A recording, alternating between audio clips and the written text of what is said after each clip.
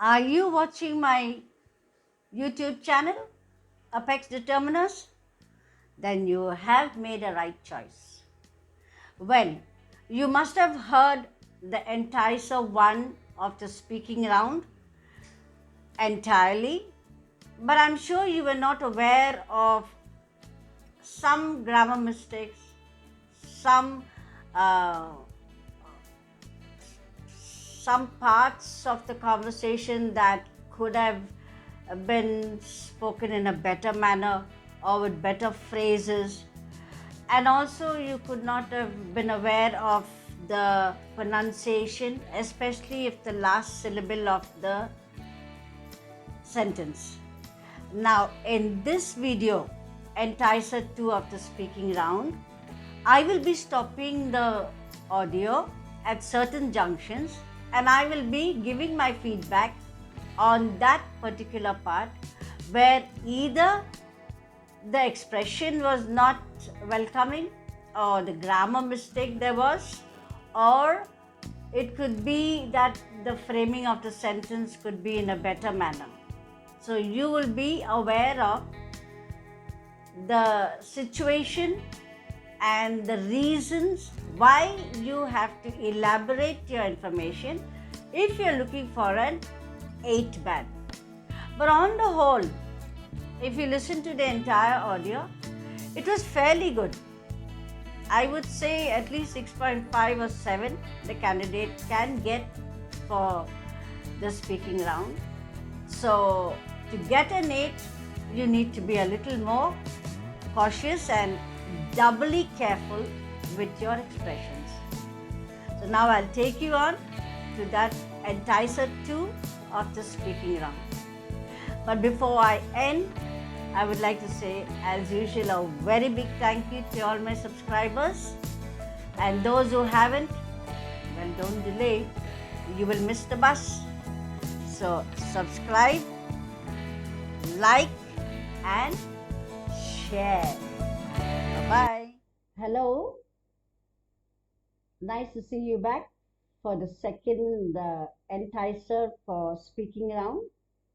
In this part of the video, you will observe certain junctions where I will be stopping the video to highlight the certain areas where the sentences could have been framed in a better manner with better expressions, and also in certain places where there are some grammatical errors, and most of all is the pronunciation of certain words not clear enough.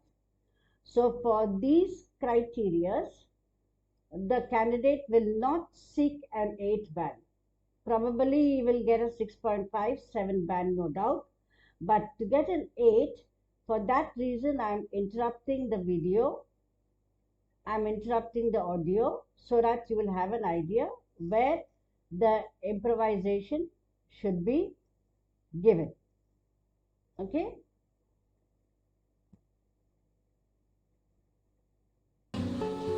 Please be seated.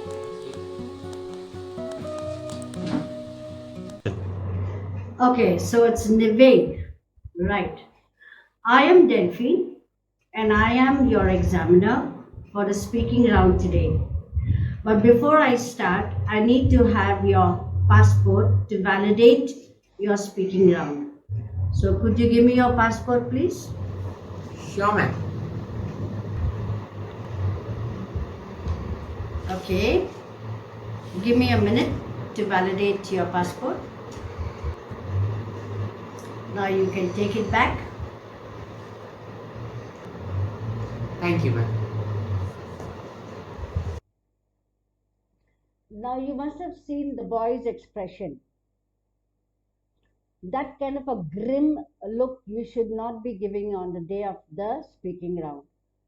It can, to some extent, humiliate the examiner. So always have a smiling face and or a kind of an expression that you are happy to be there. Now, before I start the speaking round, I would like to inform you that I will be recording your voice and that will be a proof that you have attended the speaking round. So just make sure, Naveed, that you speak loud enough for the microphone to pull your voice. Otherwise, you will lose your points if your voice is very low. Yes, ma'am, I'll make sure of it. Okay, Naveed, can you just tell me something about yourself? Brief. I am Nived. I come from Alwal, Hyderabad. I live with my parents, and I'm the only child in the family. And I come from Alwal, which is in Hyderabad, or which is located in Hyderabad. So that insertion of those words are missing in the candidate. He just said Alwal, Hyderabad. I'm pursuing my BTech from Little Flowers College in Secunderabad. In my leisures, I usually browse. What did he say? In my leisures. So that doesn't go with a plural, right? So in my leisure, and then he has to say what he does. Or I binge Netflix, or I catch up with my friends for a match of cricket. For a match of cricket or for a cricket match? So what he has said is for a match of cricket. So actually it should be for a cricket match. So these are the little bit of flaws, I would say, that will be the reason for the candidate not getting an 8 back. On Sundays, I make sure I spend time with my parents and cause no disturbance from mobiles. And cause no disturbance from mobiles. What does he actually mean by that? He means that he will spend time with his parents without any disturbance from his mobile, not from mobiles. So, which means probably he should say, I would like to spend time with my parents and probably mute my mobile or put my mobile away for some time so that I will not be disturbed when I am interacting with my parents. That little bit of expansion should be there. Now, I would like to ask you, do you prefer online shopping or offline shopping? I actually prefer online shopping because I can save a lot of time sitting at home. I can purchase everything. Sitting at home and purchasing everything. You don't do purchasing by sitting in your home or sitting at home. What do you do? By sitting at home, he can place his orders and get the delivery to the home and then pay for it. But you cannot do purchasing online. Okay? So that's a little bit of a mistake there. And due to this pandemic and virus, I think it's safer to be at home and buy things. The last part, what he said was not very clear. So always remember, whatever you're speaking towards the end of your sentence, it has to be clear. You have to pronounce that word, the last words that you speak. And what he spoke was not very clear. Nobody can really tell what is the word he was saying. Do you shop a lot? Do you spend a lot of money on shopping? I don't shop a lot. I do get some pocket money, and my grandparents also give me some money. I usually spend the money on clothing and also footwear. As I, Now he had a little bit of mumbling there. That is okay. A little bit of mumbling, a little bit of confusion in the right wording. That's okay. But the after that mumbling part, he says, and for clothing. You don't say and for clothing, and for my attire, or for my clothes which I have to use or I have to wear when I get to college. I'm in college, and I should look good while going. Okay. What will you consider yourself to be? An introvert or extrovert? Well, I consider myself as an introvert because I hate socializing. I don't go out a lot, and I do not attend family gatherings. Although mom and dad take me there, but I wouldn't want to go. And I like being alone at home, and I like studying myself. I like studying myself. No, I like to study by myself, not study myself. Which social media do you use often? The social media websites which I frequently use are Instagram and Twitter. I do follow a lot of people in it, and You do follow a lot of people, or you do follow many people? Many is the word to be used with people, not a lot of people. I keep checking off what is happening. There again, he fumbled, but the reason of fumbling is that he knows he has said a wrong word and then he corrected himself and went ahead. So that is what you should be doing. In case you realize that you have may use the wrong word, then correct yourself and move on. How much time do you spend on social media? Is it on a daily basis or weekends? On a daily basis, I spend almost 4 to 5 hours on social media. It is usually when I come back from my college, and or when I'm resting, or when I'm going to bed. Uh, I see whatever the event which took place on the day, and I just browse. I see whatever events took place for the day, or I just go through the walls, go through the Instagram, and just catch up with what's happening with each one's life. I mean, a better way of saying it.